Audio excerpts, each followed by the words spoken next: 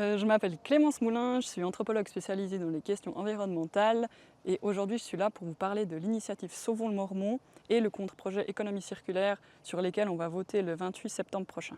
Donc là on se trouve au sommet de la colline du Mormont, vous pouvez voir la carrière derrière moi. Cette colline, elle est représentative de plein d'enjeux de notre société, que ce soit des enjeux environnementaux, historiques, économiques, etc.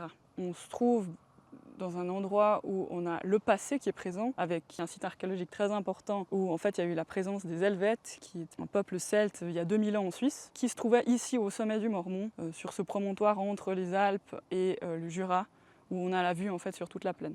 Et pour certains, ce Mormont représente justement une valeur au niveau de la biodiversité, du paysage et puis de l'histoire très importante. Et pour d'autres, c'est aussi un lieu important parce que ça fournit de l'emploi et ça fournit ce matériau qui est quand même très nécessaire à toutes les infrastructures et à la construction en Suisse. Et puis en plus de ça, c'est vrai que quand on passe en train ou comme ça, on voit cette colline. C'est vraiment un endroit qu'on voit, donc c'est représentatif de certains enjeux et certains clivages dans la société.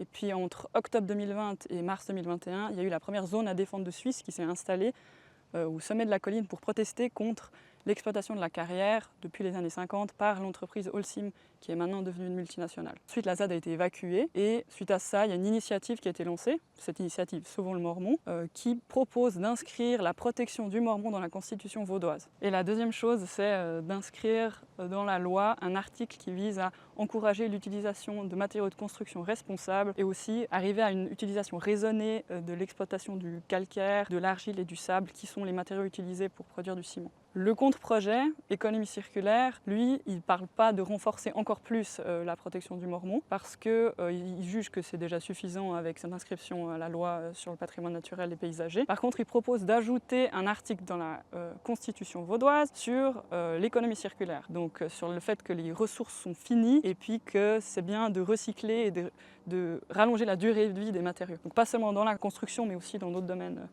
Donc vous allez voter séparément pour l'initiative et le contre-projet. Et si vous votez oui aux deux, par contre, il faudra indiquer laquelle des deux vous privilégiez si les deux passent.